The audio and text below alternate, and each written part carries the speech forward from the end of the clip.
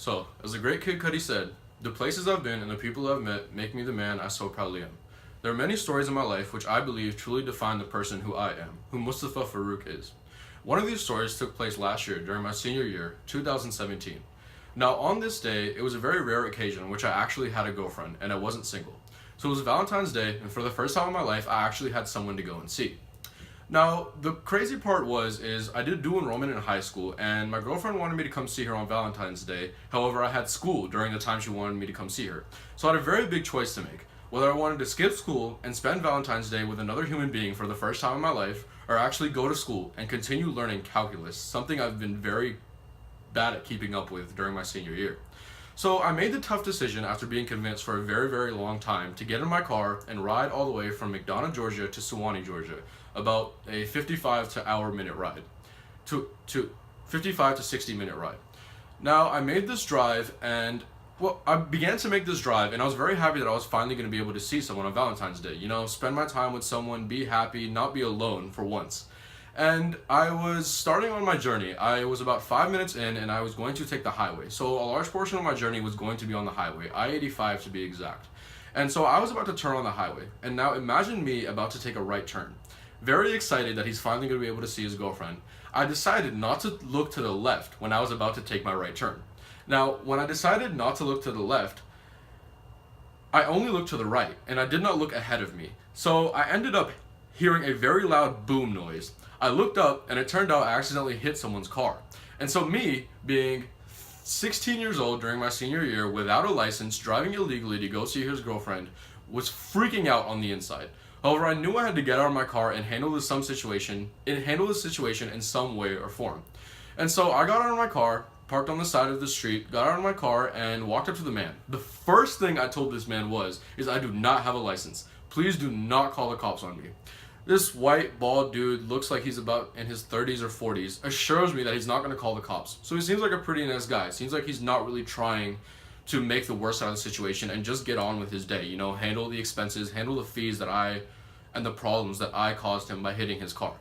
And so this man assures me that he's not going to call the police. However, he is checking out the damage on his car. And so what he does is he goes inside his car, he grabs a t-shirt, and he comes back around, goes to the back of his car, and starts to check out the car to kind of see where the damage is. Keep in mind that my front bumper hit his back bumper. And so finally he gets on one knee, looks at the damage, wipes away any of the scratches with a t-shirt, looks at me in the eye, and says, "Yeah, I'm gonna have to get this repainted." Now, when I looked at the damage that was done, I could almost see nothing. It was almost as if an accident hadn't even occurred. So me, I was freaking out and I was confused as to why someone who didn't even technically go through an accident was going to make me pay for something that technically never even happened. There was no proof that I actually crashed into his car. But he made me give him my mom's number and told me that if I did not contact him by 8 p.m. that he was going to have to call the police. So he took down my license plate, took down my phone number and my mom's number, and texted me while I was driving home. And so I'm on my drive home and I am freaking the heck out. I am literally on my way home in my notes on my iPhone, typing suicide notes and freaking out. Finally, I get home and I'm just moping around, you know, sitting around, staring at the ceiling, very scared as to what I should do next. I was kind of contemplating my entire life, whether I even wanted to go to college anymore, whether I even wanted to graduate high school anymore, whether I even wanted that girlfriend anymore who caused the entire problem. And so I am basically feeling like complete crap. And I do the most sensible thing that a child could have done. So if I didn't want to get hurt by my parents, all I had to do was go up to them and gain their extreme amount of sympathy. So I basically crawl from my bedroom to my mom's bedroom, crying very loud the entire time, and just walk up to her and kind of act like I'm dying. She puts her arms around me, of course, like a good mother does, and makes sure that I'm okay. And she puts her arms around me and asks me what's wrong.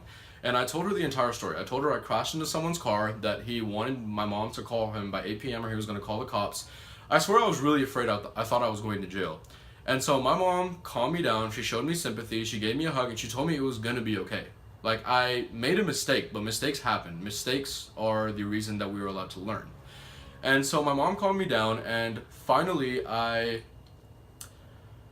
decided that it was the right thing to do to give my mom his number. finally my mom calls him at 8 p.m. and she's talking to him. Now while she's talking to him, I'm actually freaking out more than I was before. So what I decided to do while my mom was talking to the man I crashed into, was take a pair of scissors, go out on my back deck, and shave my head completely. So I had about 6 or 7 inches of hair, and with a pair of kitchen scissors, cut off every single inch of my hair to the point where I was pretty much as bald as I am now. And I came back inside. My mom kind of gave me a weird look and asked me what I did. I told her I wasn't feeling good, so I cut off all my hair. I was looking for a change. And as soon as I told her I wasn't feeling good, she told me that the man she just talked to, whose car I crashed into, said everything was fine and I did not owe him a single penny, that he wasn't going to call the cops, that the situation pretty much didn't happen. Simply that I needed to learn from my mistakes and that everything in life has a consequence. And I guess it shows how rash and impulsive decisions aren't necessarily the best for you, but I'm glad I went bald. And I'm glad I went bald because the next day I had a very important conversation with my psychology teacher. And in this conversation, my psychology teacher told me he was proud that I cut my hair. He was proud that I cut my hair and wasn't afraid of what people thought. He said this because he feels as though any female or male in the entire universe should be able to cut off all their hair and really still feel genuinely beautiful, as if nothing had happened, as if nothing about their outward appearance changed at all. Truly making me understand that it's really about what's on the inside that matters, and not necessarily how I look on the outside. And that is why I go bald almost 2 or 3 times a year. Thank you.